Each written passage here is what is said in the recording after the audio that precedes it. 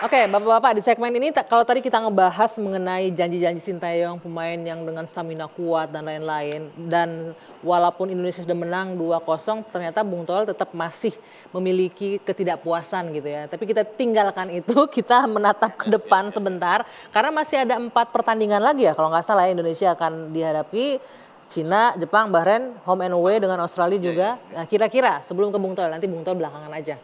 Bang Ege, kita lihat pengamat politik bicara bola gimana? Enggak, kalau saya sejak 84 lah sama-sama Akmal ya. Kita udah jurnalis bola, terus nonton Piala Dunia sejak 1990.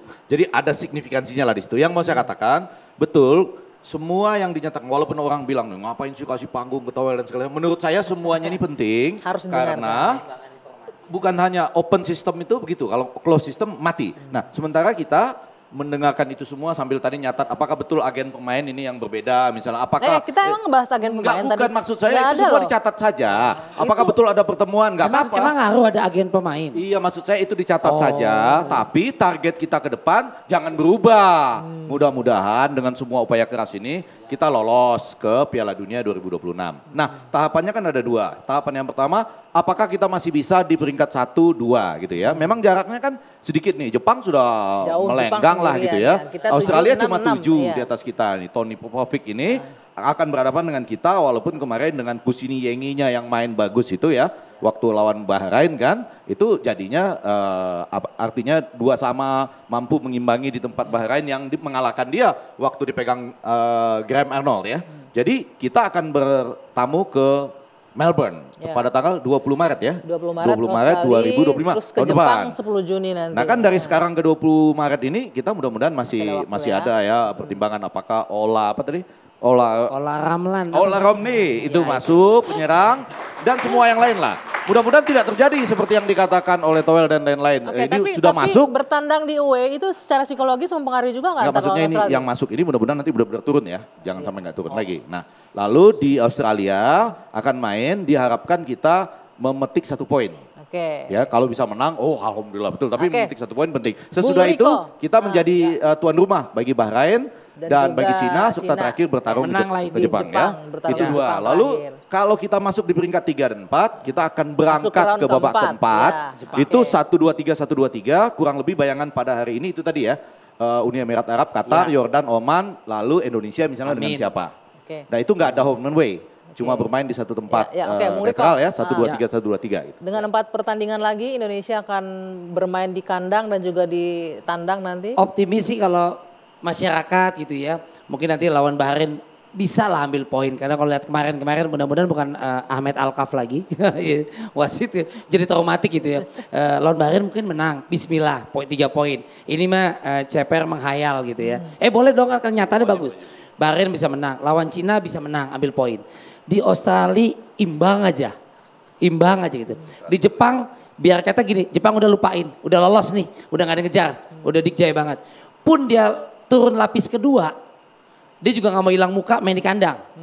Artinya draw deh, misalnya draw sama Jepang di sana ini umpama gitu. Kecuali Jepang yang main ya siapalah gitu ya. Namanya juga berhayal. Yang main Naruto gitu, kita bisa menang. Dengan poin dapat 6 aja lawan Bahrain dan di sini ya. Bahrain menang, lawan Cina menang. Mungkin 3 besar bisa lewat kali ya. Masuk putaran 4. Ya, cuma kalau saya khawatir tadi kalau ngomong sedikit tadi ke naturalisasi banyak. Bung Toel, Bung Akmal dengan ekspektasi yang tinggi dari masyarakat. Iyalah, dan itu normal aja harapannya tinggi. Kalau saya mikir ini jangka pendek mungkin ya. Short waktunya pendek oke lah. Ngatol FIFA lah dengan segala plus minusnya. Cuma jangka menengah panjangnya gimana ya? Kalau nggak pembinaan usia muda, grassrootsnya, kompetisi berjenjang. Ini selesai, another day, kalau bagi saya itu another day, another story. Yang penting masuk dulu kualifikasi. Masuk dulu ya, jadi singkatnya dulu mau ke depan bodo amat gitu ya. Tadi kamu tahu gimana? Bisa nggak nih kita memenuhi hayalan tingkat tingginya dari Rico Ceper tadi? Jadi matematikanya kalau ingin lolos ke babak berikutnya paling nggak peringkat 3-4, round 4 itu 7 poin. Matematikanya, teorinya draw dengan Australia di Australia. Home 2 kali diambil lawan Bahrain 25 Maret. Sama Cina tanggal 5 Juni ya. Iya 5 Juni. Kalau itu dapat 7 poin berarti kita peluang ke babak berikutnya itu sudah aman. Tapi apakah 7 poin ini bisa direalisasikan? Menurut saya kuncinya adalah evaluasi besar-besaran yang ketum ngomong.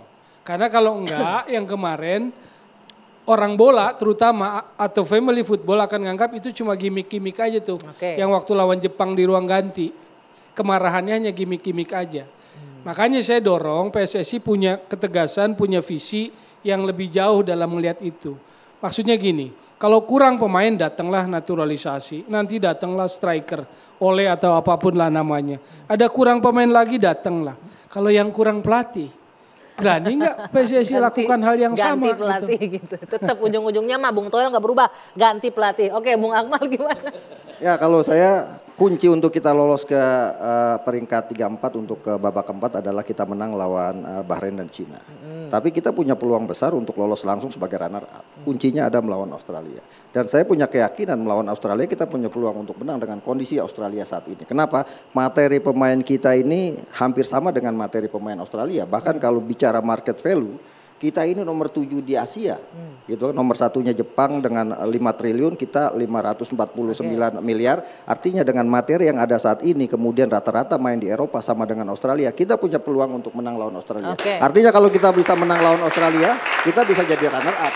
Intinya adalah sekarang apakah STY bisa konsisten dengan gaya bermainnya seperti kemarin melawan Arab Saudi. Tapi ke depan saya sih berharap ya pokoknya STY lah, selalu tetap yakin. Terus meeting sendiri, bagus juga tuh.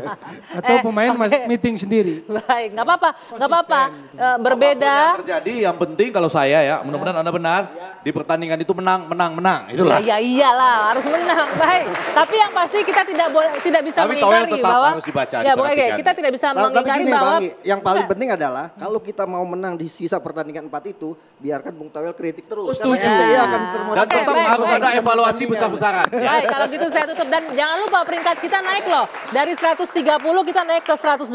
Lumayan kan, alhamdulillah. Mudah-mudahan akan terus naik di ranking FIFA-nya.